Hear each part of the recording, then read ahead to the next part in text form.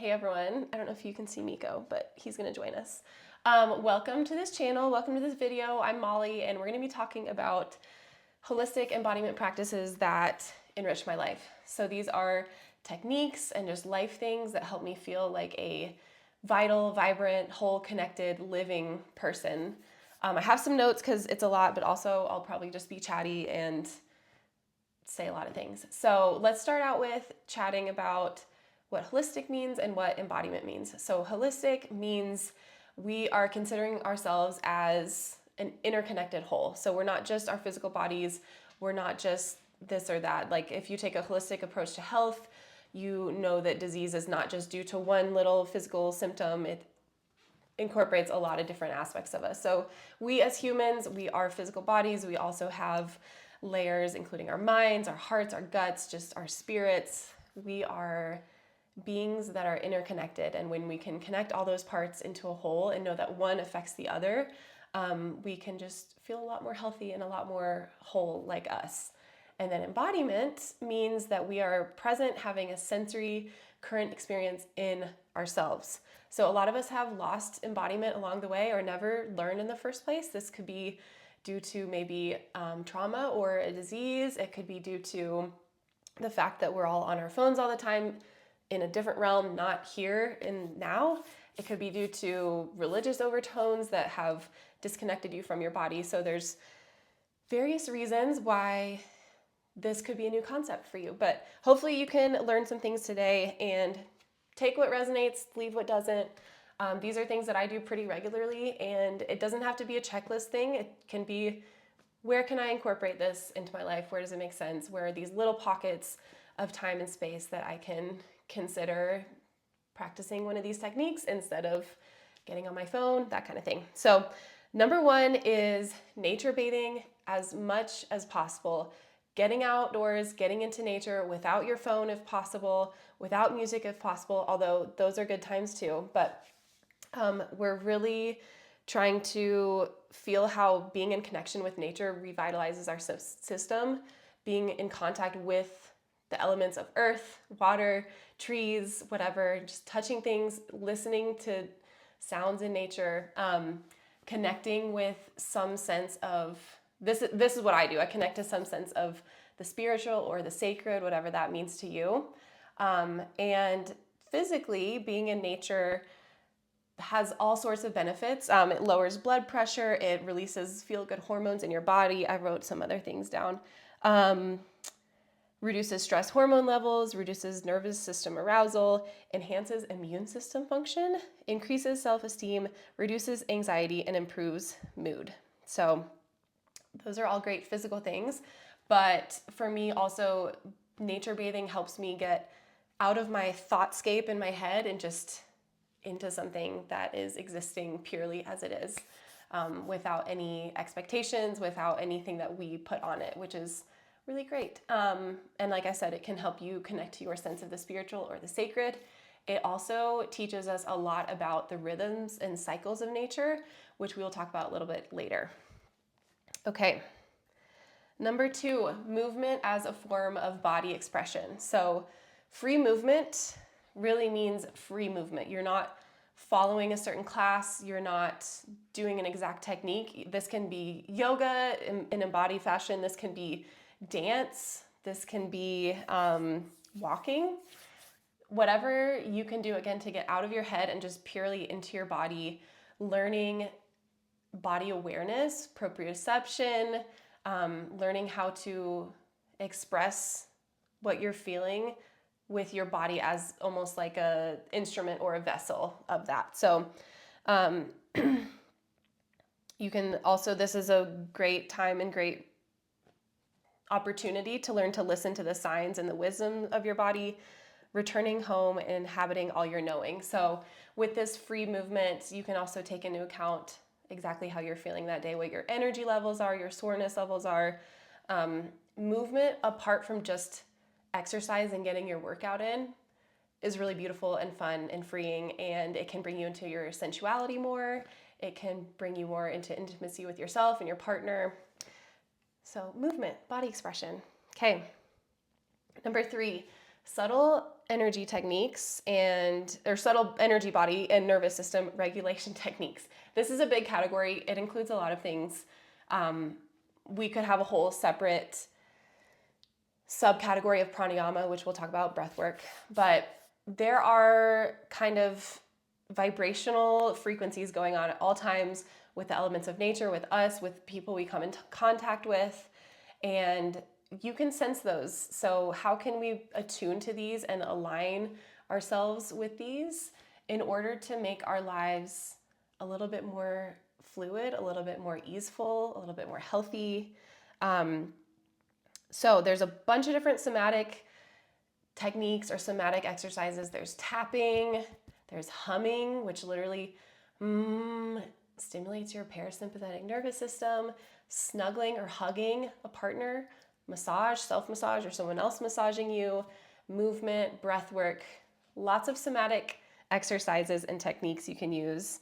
And these can really help us find balance in our system, in our nervous system. So we can learn how to upregulate when we need to upregulate. We can learn to downregulate when we need to downregulate.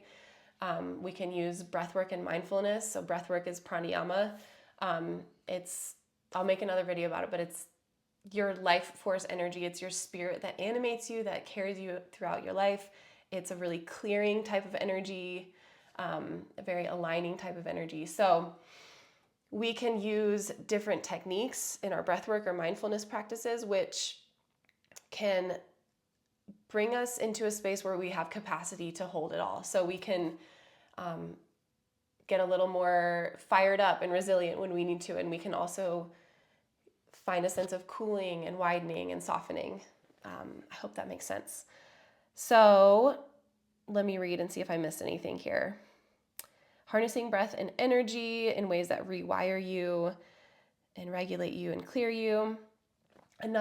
This is important too. So another aspect of tending to your prana or your life force energy is minding your consumption. So this is what enters and leaves your body. This can be food and drink. This can be media and time on your phone. This can be consumption, materialism, that kind of thing. So all of these things affect our system in so many ways, and it's good to just start paying attention to how different things feed or drain your system.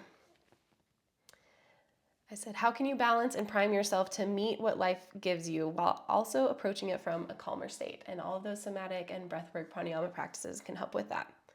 Okay, number 4, practices of non-doing. This can be a really hard one. This can be a super hard one because we live in a society where there literally are so many things that we have to do all the time, but there's also so many things that you could do all the time, so many distractions, so much noise. So learn, even just with small pockets of time, 5 to 10 minutes, you get your tasks done that you have to do because we're adults living in a world, in a society that requires those things. How can we then separate ourselves from those and enter spaces of absolute rest, non-doing? I love doing this through Yoga Nidra. You can find a couple of classes on my channel, but there's so many good teachers of Yoga Nidra out there where you're turning yourself off. You're going through different brainwave patterns to literally enter states of rest. And it's so soothing and regulating for your system. You can do this through meditation. You can do sound therapy. And it puts you in a posture of rest, of being open and receptive and not feeling like you have to do things all the time, but that you can also have this posture of receiving and accepting.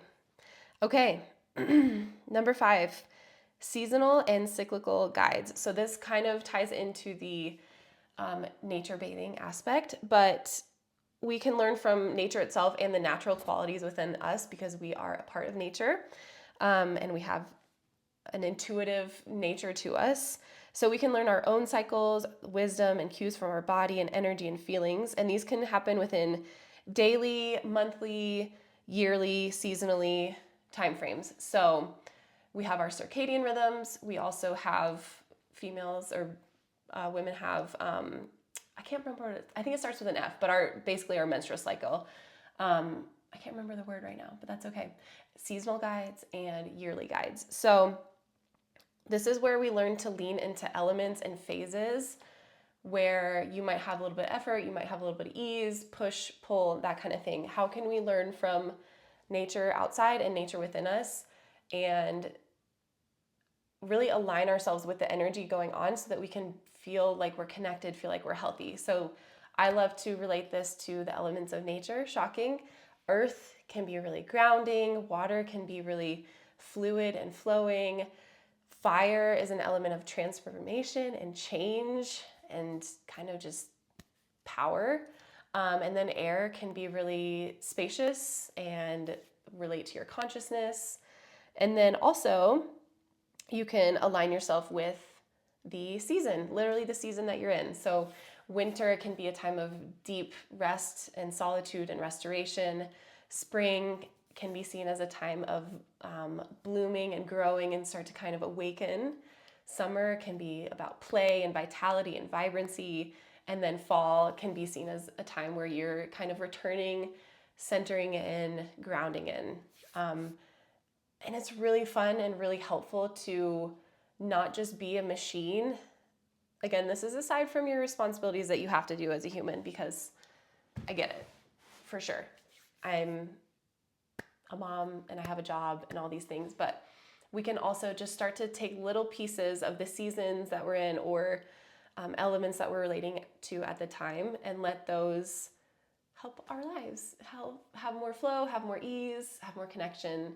I'm sure I sounded like a broken record with that, but hopefully you can take a few of these little practices and incorporate them into your life and know that you are capable of so much more and so much more vibrant health and connection that you probably think you are. And a lot of that you have to learn to let go. You have to learn to embrace ways that are different than the types of control or perfection that you have probably maybe like I have in the past and continue to sometimes do. Like we cling to perfection and we cling to these structures, but a lot of beautiful things happen when you see yourself as this holistic person, as this embodied person. So I hope these things can enrich your life as well. Thank you for being here, and I will see you next time.